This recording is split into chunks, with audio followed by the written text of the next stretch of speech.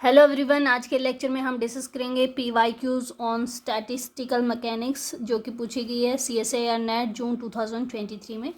तो आइए शुरू करते हैं। First question is two energy levels, zero non degenerate state है, एक की एनर्जी E है जो कि डबली डिजेनरेट है, are available to an non interacting distinguishable particle. If use the total energy of the system for large value of N, the entropy of system उन्होंने बता दी है। आपसे पूछा गया इस एंट्रोपी में जो एक्स हमने लिखा है वो क्या है। ठीक है, तो सिस्टम हमें क्या देख रहा है, हमारे पास दो एनर्जी लेवल है। इस एनर्जी लेवल की कोरस्पॉन्डिंग जो एनर्जी है वो ज़ीरो है। एक और एनर्जी लेवल है जो कि क्या है, जिसकी डीजेनरेसी क्या है, 2 है, और इसके कोरस्पॉन्डिंग जो एनर्जी है वो हमारे पास E है। ठीक है, अब उन्होंने कहा है कि जो total number of particle fill किए गए हैं वो N है। ठीक है, मान लीजिए कि आपके पास ग्राउंड स्टेट में N1 पार्टिकल हमने फिल कर दिए, बचे हुए पार्टिकल हम N2 मान लीजिए।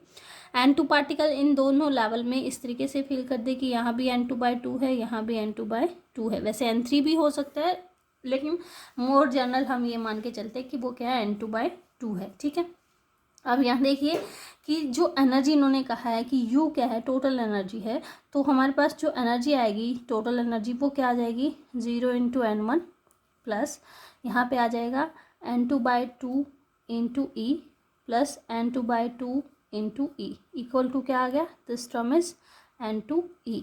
यानी कि यहाँ से N2 की वैल्यू क्या आ जाएगी आपके पास, U/E। और हमें क्या पता है, N1 + N2 क्या है आपके पास, N है, तो यहाँ से N1 की वैल्यू क्या आ जाएगी, N1 =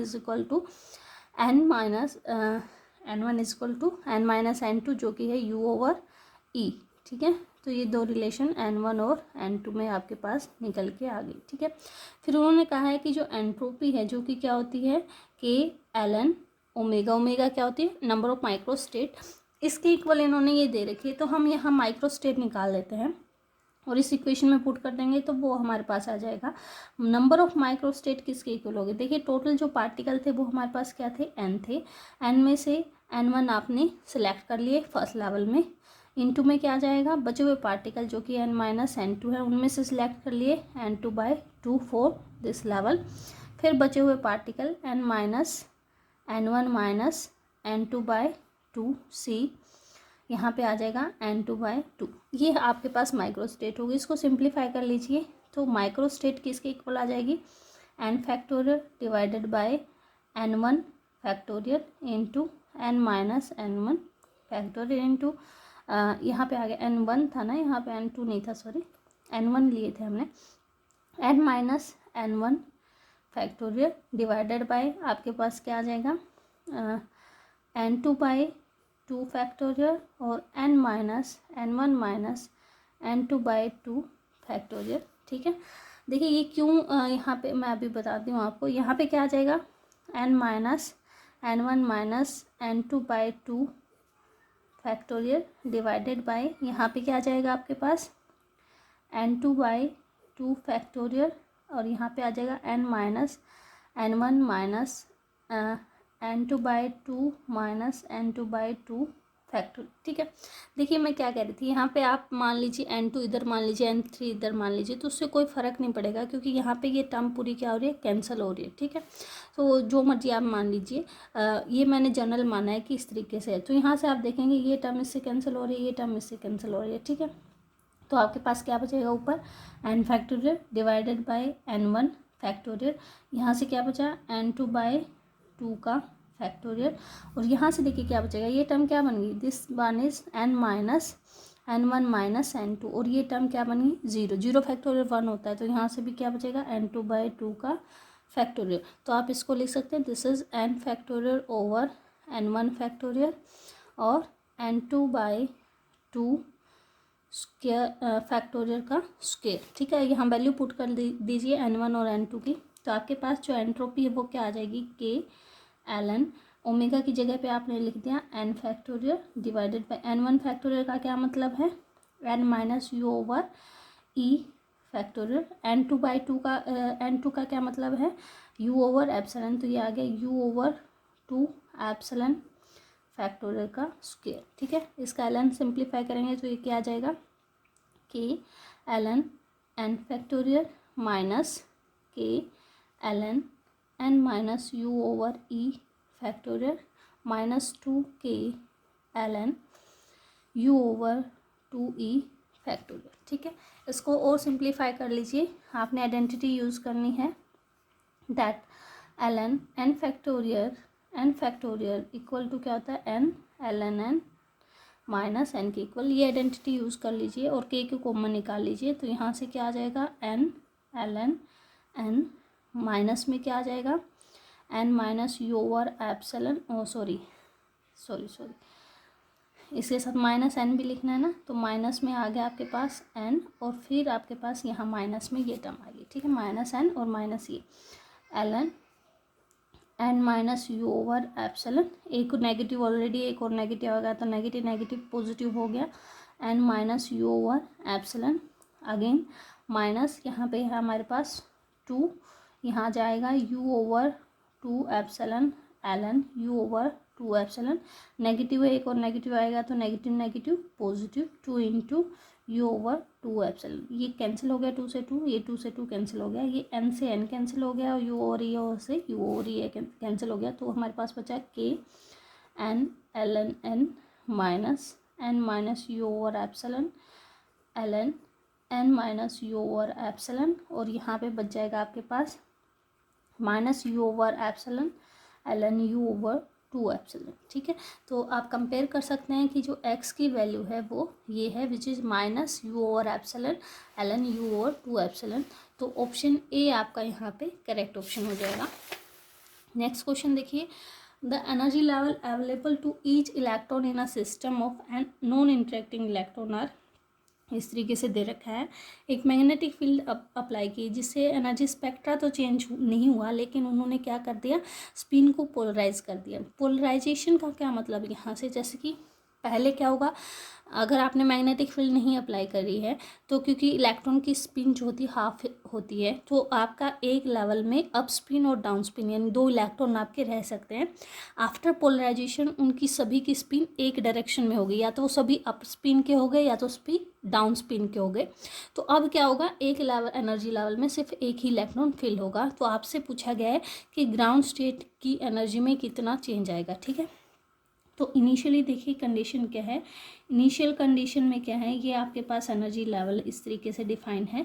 यहाँ पे एनर्जी लेवल की जो एनर्जी है वो आपके पास है En is equal to N E nought. तो हम फिल कर लें, यहाँ एनर्जी 0 है, यहाँ पे एनर्जी है ई नोट, यहाँ पे एनर्जी है 2 ई नोट, यहाँ पे एनर्जी है 3 ई नोट एंड सो। ठीक है, अब इनिशियली जब मैग्नेटिक फील्ड नहीं अप्लाई की है तो एक एनर्जी लेवल में कितने इलेक्ट्रॉन आप फिल कर सकते हैं, 2 इलेक्ट्रॉन फिल कर सकते हैं। तो हमारे पास जो टोटल एनर्जी आएगी वो आप कैसे लिख सकते हैं, टोटल एनर्जी। देखिए आप इसको कहाँ तक फिल कर सकते हैं, टोटल आपके पास energy level infinite energy level है और टोटल इलेक्ट्रॉन कितने हैं, n है। एक में फिल कितने हो रहे हैं, 2 फिल हो रहे हैं। अगर ये 1 से शुरू होता, ये एनर्जी लेवल ना होता तो कहाँ तक फिल करते हम, n/2 तक फिल करते। लेकिन अब ये भी इंक्लूड है, एक एनर्जी लेवल कम फिल होगा, है ना। यहाँ देखिए अगर ये 1 से शुरू होता तो एक में 2 आ रहे हैं, तो n को फिल करने के लिए कितने एनर्जी लेवल चाहिए आपको, n/2 चाहिए। लेकिन एक एनर्जी लेवल हमारे पास ऑलरेडी है जिसमें 2 इलेक्ट्रॉन फिल कर चुके हैं हम। तो अब आपके पास total energy level up to कहाँ तक फिल होगा, ये this is filled up to n/2 minus 1 into E naught तक फिल होगा। ठीक है, ये बात समझ में आ गई।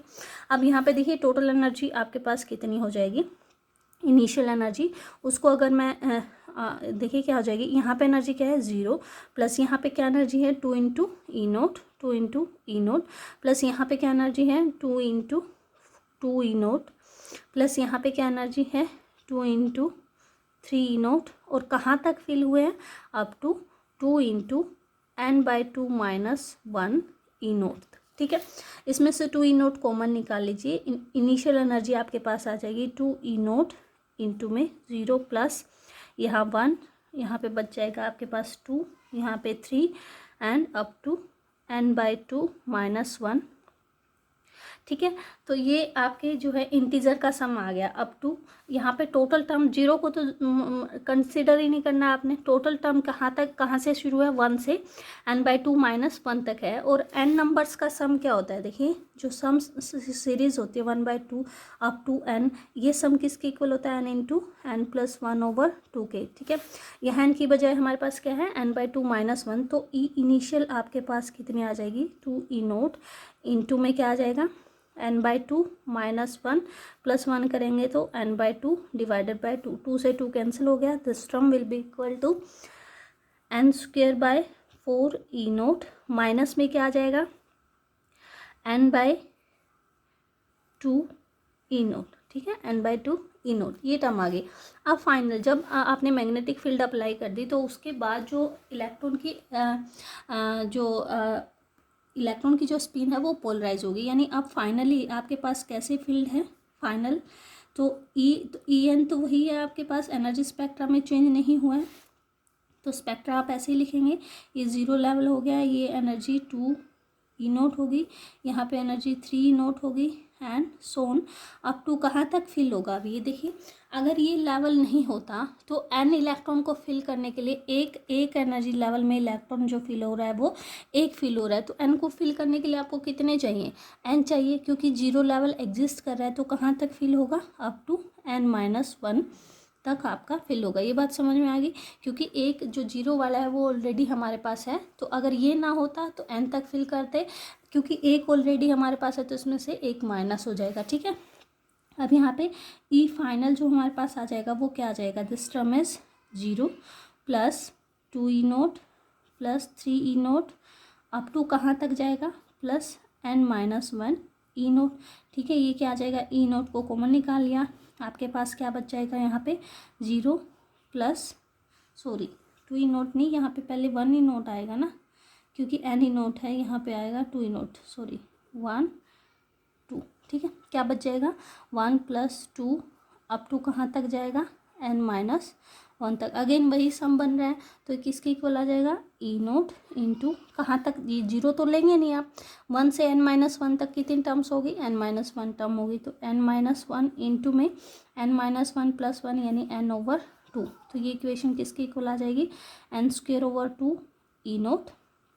ई final is n² / 2E0 minus n/2E0। आपसे चेंज पूछा गया है, तो ई फाइनल माइनस ई इनिशियल क्या आ जाएगा, n² / 2E0 minus n/2E0। Minus में इनिशियल टर्म हमारी कितनी आई थी, ये, तो माइनस में n² / 4E0 और माइनस माइनस प्लस n/2E0, ये टर्म कैंसिल होगी, इसको सब्ट्रैक्ट करेंगे तो क्या आ जाएगा, n² / 4E0। तो ये हमारा चेंज यहाँ पे देखने को मिलेगा।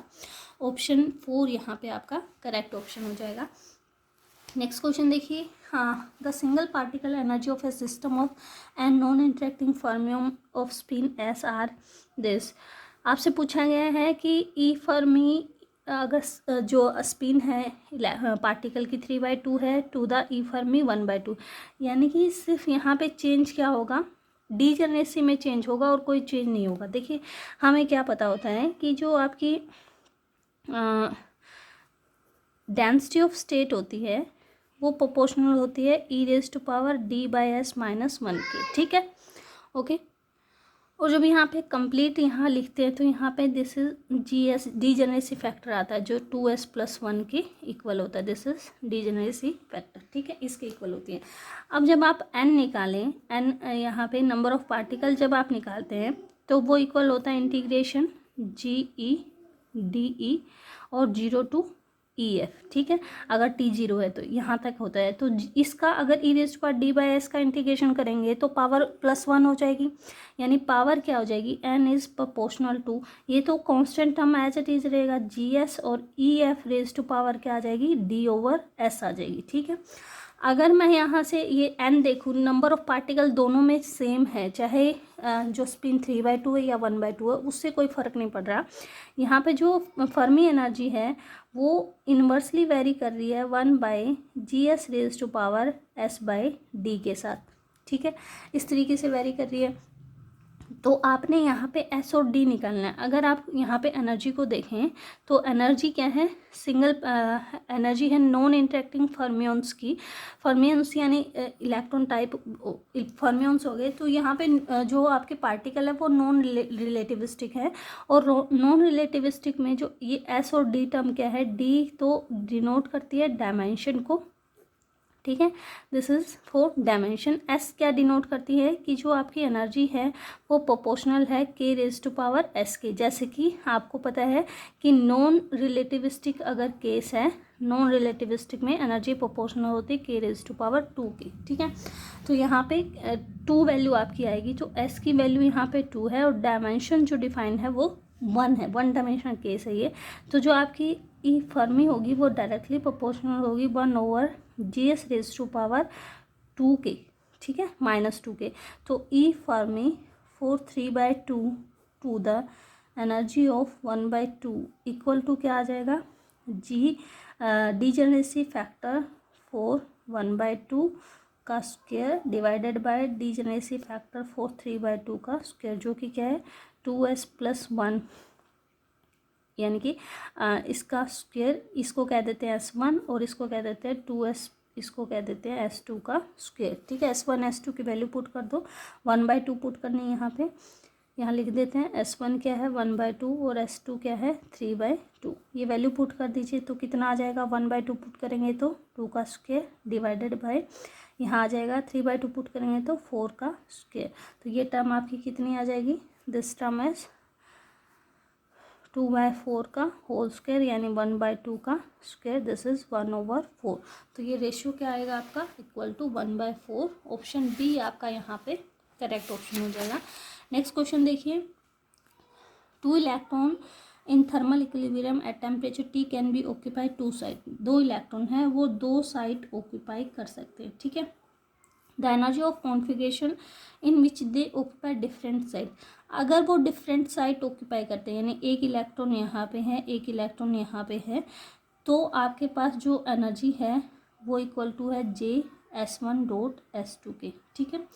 अब ये कह रहा है वाइल इफ, ठीक है, वाइल इफ इज,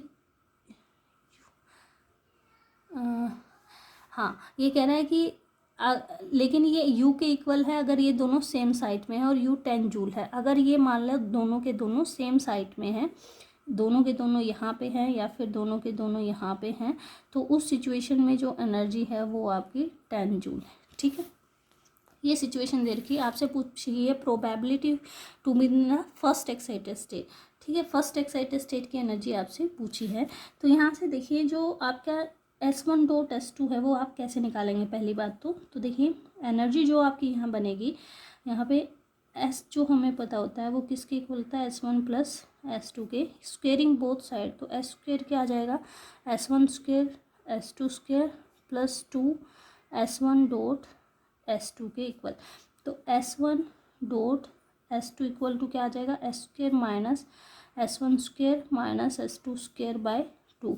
इसको सिंप्लीफाई करें तो ये आ जाता है S×S+1 -S1×S1+1 -S2×S2+1 divided by 2। अब S1 जो है वो हाफ है क्योंकि इलेक्ट्रॉन है, S2 भी हाफ है, S की पॉसिबल वैल्यू 1 और 0 हो सकती हैं। तो अगर S1 और S2 को हाफ पुट करें तो S1.S2 जो टर्म है वो किसके इक्वल आ जाएगी, this term will be equal to S×S+1 minus ये आ जाएगा 3, ये आ जाएगा 1/2 इंटू 3/2, 3/4, ये भी 3/4 माइनस 3/2 डिवाइडेड बाय 2, ठीक है। तो 4S इज इक्वल टू 0, यानी सिंगलेट स्टेट जो इसकी डीजेनरेसी होगी वो 2s+1 क्या आ जाएगी यहाँ पे 1। सिंगलेट के लिए जो आपकी S1.S2 टर्म है वो किसके इक्वल आ जाएगी, -3/4 के इक्वल आ जाएगी। 4S is equal to 1, degeneracy जो बनेगी आपकी कितनी आ जाएगी, 2s+1 इज 3, यानी ट्रिपलेट स्टेट के लिए S1×S2 टर्म क्या आ जाएगी, यहाँ पे आपने 1 पुट किया, 1×1+1 यानी कि 2 - 3/4 आप करेंगे तो वो टर्म आ जाएगी 1/4 की, ठीक है। यहाँ पे आपको S क्या पुट करना है, 1 पुट करना है। तो यहाँ से जो एनर्जी आपकी निकल के आ गई है, this energy is equal to यहाँ पे आपका एनर्जी कितनी आ जाएगी, -3/4J कब होगा, when S is equal to 0 होगा, इक्वल टू होगी J/4 when S is equal to क्या होगा, 1 होगा, और 10J होगी अगर आपकी सेम साइड में होगी। तो डीजेनेरेसी की अगर आप बात करें, डीजेनेरेसी क्या होगी, इसके कोरस्पॉन्डिंग सिंगलेट स्टेट है, डीजेनेरेसी 1 होगी, इसके कोरस्पॉन्डिंग ट्रिपलेट स्टेट है तो डीजेनेरेसी 3 होगी, 2s+1। यहाँ पे साइड आप दे सकते हैं 2 बने तो इसके कोरस्पॉन्डिंग डीजेनेरेसी क्या होगी, 2 होगी, ठीक है। यहाँ पे ग्राउंड स्टेट एनर्जी क्या बन रही है, -3/4J। First excited state energy क्या बन रही है, J/4, and second excited state energy क्या बन रही है, 10J। आपसे फर्स्ट एक्साइटेड स्टेट एनर्जी की प्रोबेबिलिटी पूछी है तो वो क्या हो जाएगी, पहले आपका इसका पार्टीशन फंक्शन लिख लीजिए। पार्टीशन फंक्शन किसके इक्वल आ जाएगा, इसकी जो डीजेनेरेसी है वो 1 है, this is partition function is equal to GS e⁻⁻βE जो भी उसकी है। तो डीजेनेरेसी जो है फर्स्ट ग्राउंड स्टेट की 1 है तो e⁻³ यहाँ आ जाएगा βJ, प्लस नेक्स्ट स्टेट की डीजेनेरेसी 3 है, e⁻, माइनस प्लस हो जाएगा ये -J/4 beta, plus 2 into e⁻⁻10 beta J, ये आ जाएगा, ठीक है।